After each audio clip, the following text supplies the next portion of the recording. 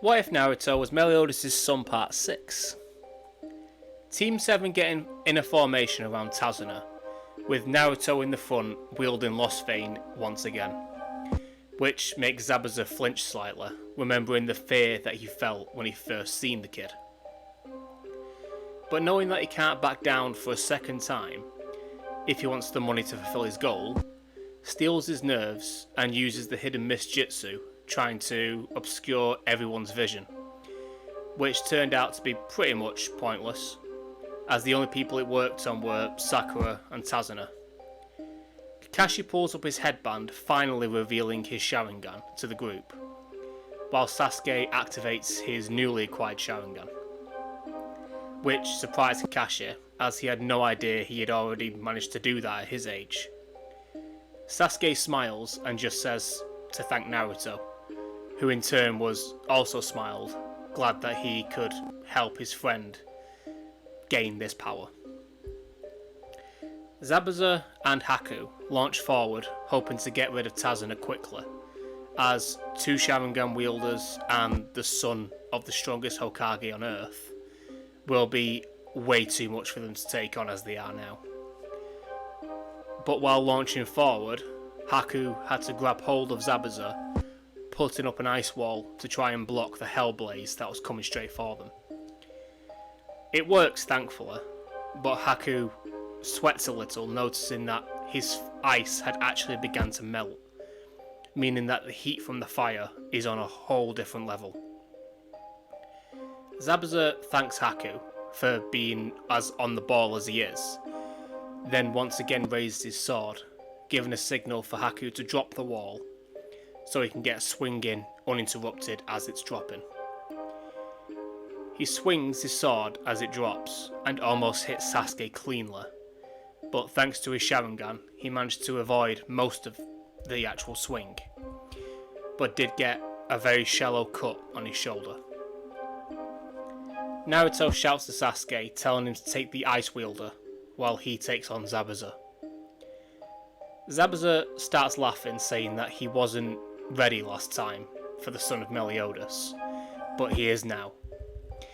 This false bravado from Zabuza was just that, however, as he began to, like Haku, sweat a bit, knowing he needs to take out Zabuza no matter the cost. He jumps using an enormous amount of chakra in his legs towards Naruto. Well, not towards Naruto, towards Zabuza. But again, end up clashing with Naruto, who was truly angry for the first time since leaving the village with Jiraiya. He hurt his best friend. Zabuza looked deeply into Naruto's eyes while they clashed, trying to intimidate him. But as he was looking, he felt sick to his stomach. Naruto's usual bluish-green eyes had turned into a deep black, almost like a sucking void, as a sort of crest appeared on his forehead. Zabuza jumped back in fear, actually shaking, showing that he did value his own life, but he already did too much to make Naruto angry. He hurt the first person in the village he could truly consider his friend.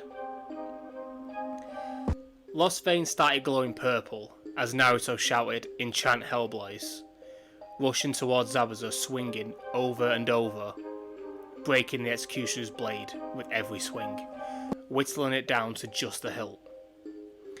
Zabuza even cut his own hand to pour blood on the sword, but its regeneration couldn't keep up with Naruto's barrage of attacks.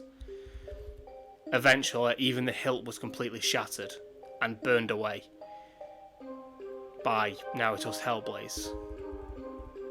For the first time in history, one of the 7 swords doesn't exist anymore. Zabuza rushes back to Haku, who at the start of the fight was on par with Sasuke, but had slowly lost the upper hand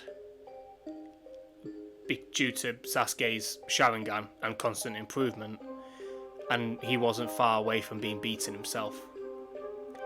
Zabuza grabbed Haku and tried to make a run for it, saying that this wasn't worth their lives. There's no way at all that they can win this. But as they were leaving, Sasuke shot out a huge fireball jutsu towards them.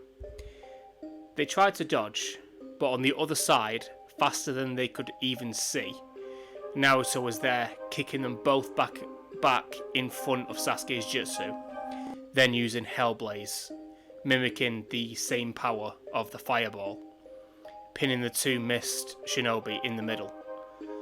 Before they both pass on to the afterlife, the last thing they hear from both Sasuke and Naruto is them shouting combo move Crushing Inferno.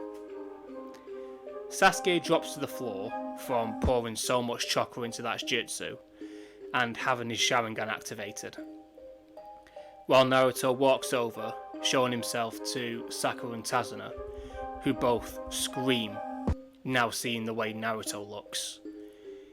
Sakura says that Naruto looks demonic, which she will find out fairly soon is pretty much exactly right.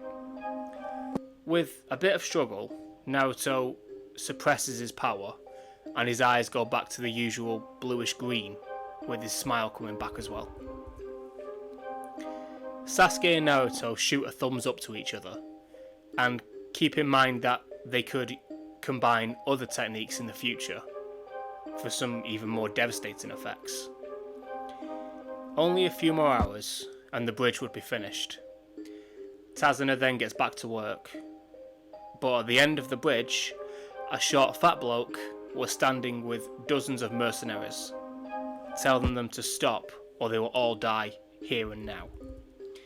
Zabuza was always weak, and that brat with him was a thorn in his side, so thanks for getting rid of them.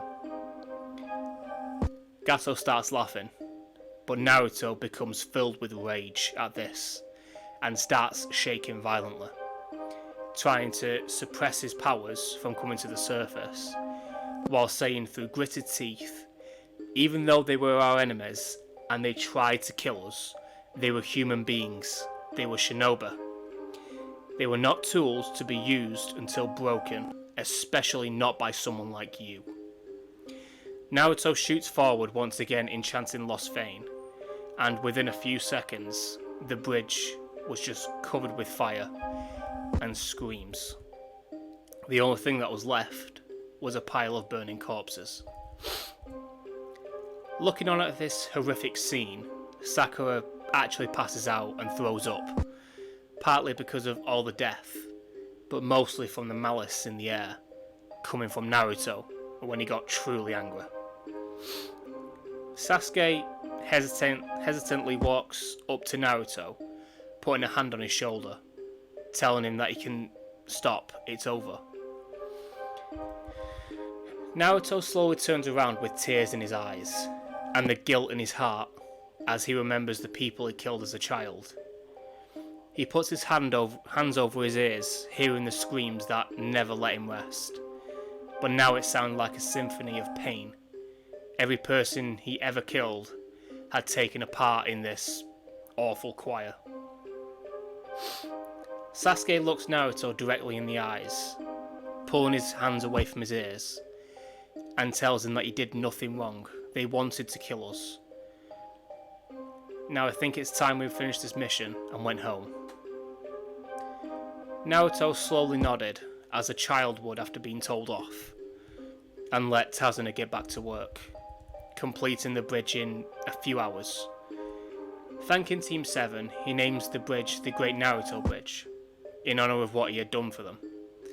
Blushing a little, Naruto says thank you and that he hopes everything works out in the future.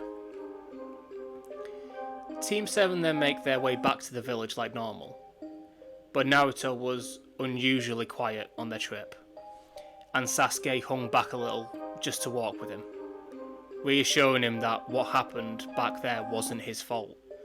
It was the right thing to do, you literally didn't have a choice. But Naruto was still solemn, thinking back to his life as a child, always getting beaten up by the villagers, until that one day he snapped and murdered some of them. He knows that he didn't want to do it, but it still doesn't change the fact that because of him, their children won't grow up with their fathers. He turns to Sasuke, thanking him for trying to make him feel better, but is met by a serious look from Sasuke, who then said, whatever happened all those years ago, whatever it was that you had to leave the village, all you can do is live with it, and hope that one day you can in some way atone for it. But until then, you need to live your life. Naruto's eyes grow wide. This was what Jiraiya used to say to him after they left the village, living on Mount Miyaboku. Sasuke also had his own self-realization. One day he will take out Itachi, and he will avenge his clan. But he can't live his life with just that to look forward to. It's time he took his own advice. It's time he opened up. I'm going to leave it here for now because it's absolutely roasting and this is as far as I managed to write. But there will be some quite big changes to the story in the future. It'll probably take a dramatic detour. But if you like the video and the series as it is, let me know and leave a like. And if you really liked it and you haven't subscribed, why don't you consider it? I mean, it would mean the world to me and it helps out a ton. But as I always say, I'll see you all later. Bye.